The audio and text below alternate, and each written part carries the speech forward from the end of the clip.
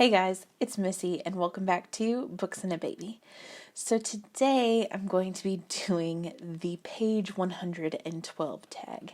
And this tag was actually created by Sean the Book Maniac, so I will leave a link to his channel and the playlist because I think there is a playlist of all of his page 112 tags. So I will try to leave a link to that down in the description below.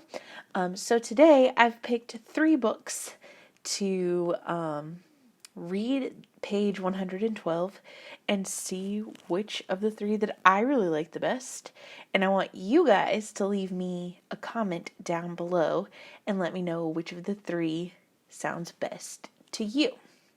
So let's get started.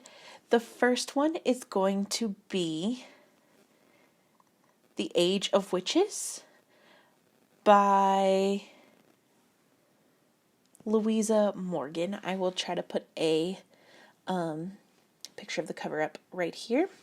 I actually got an ARC of this, so I have kind of I got an e-ARC of it, so I've kind of tried to figure out what page 112 would be in percentage wise. And so I'm just going to read like a couple of pages on my phone so that it kind of gives you the full page. Anyways, so it says, Lady Eleanor's expression didn't alter, but she stepped to the window to hold back a fold of heavy velvet drape and gaze out onto the raked gravel drive and the manicured garden that spread all around the house. The garden had been his father's special passion, and more than once he had seen his parents, his mother's hand tucked under her husband's arm, strolling together before coming in to dress for dinner. They were talking, sometimes. Other times, they were just walking, side by side, enjoying the waning day. James's throat tightened with the grief he had been suppressing. Mother, I'm sorry. I know you're going to miss Father. I will too. I know, dear, she said, in a tone so unaccustomedly mild that he almost went to put a comforting hand on her shoulder. He restrained himself, knowing she would hate it. He had never seen her weep. He was quite sure he never would. He tightened the sash on his dressing gown and waited, aware that if there were tears in her eyes, she wouldn't turn until they had subsided. In less than a minute, his mother cleared her throat, jerked the velvet curtain decisively, as if she had gone to the window merely to adjust a fold of it, and turned to him. You'd better ring for Perry, she said. It's time to dress and join our guest in the morning room. The solicitor will be here at 11. So, that is The Age of Witches by Louisa Morgan. I really liked that.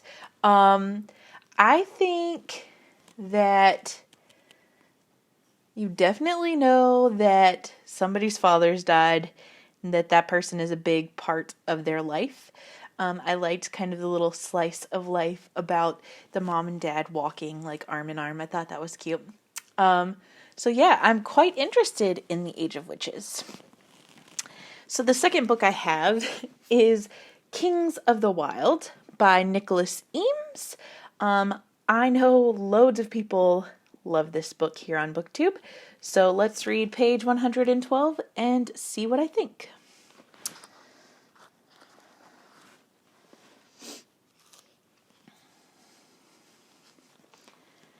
I am merely pointing out the fact that humans are short-lived, short-sighted, and prone to repeating the mistakes of both your ancestors and mine.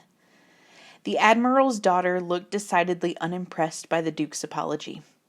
Since when was Inland a duchy, then? She asked sharply. Last Leaf grinned just as sharply.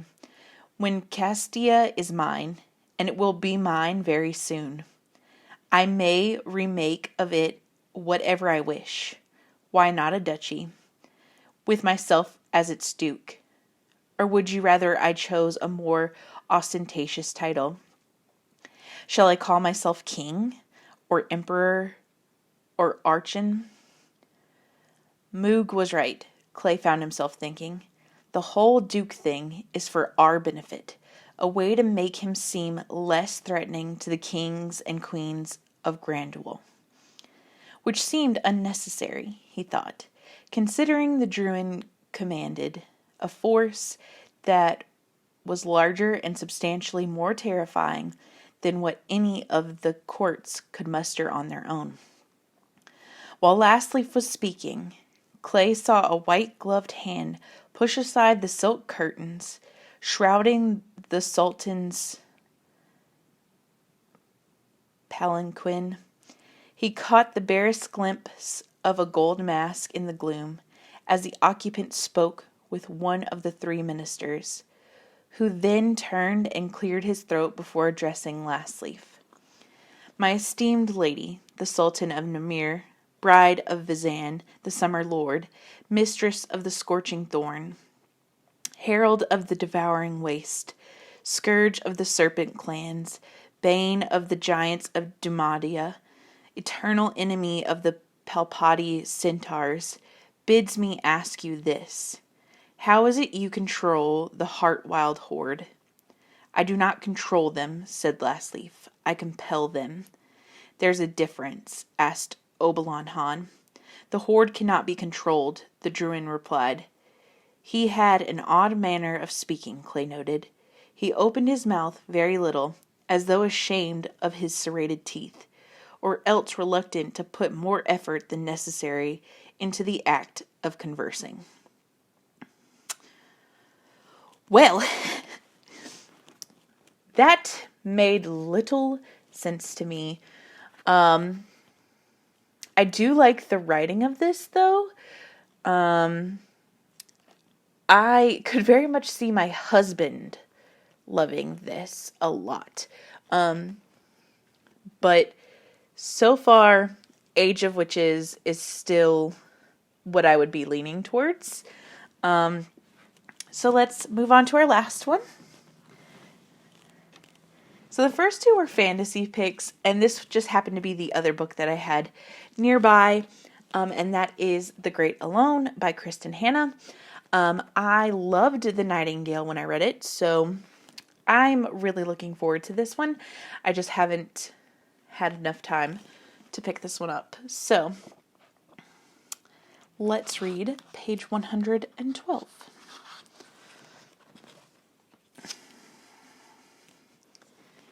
Mad Earl suddenly pulled out his pistol and shot at the trees.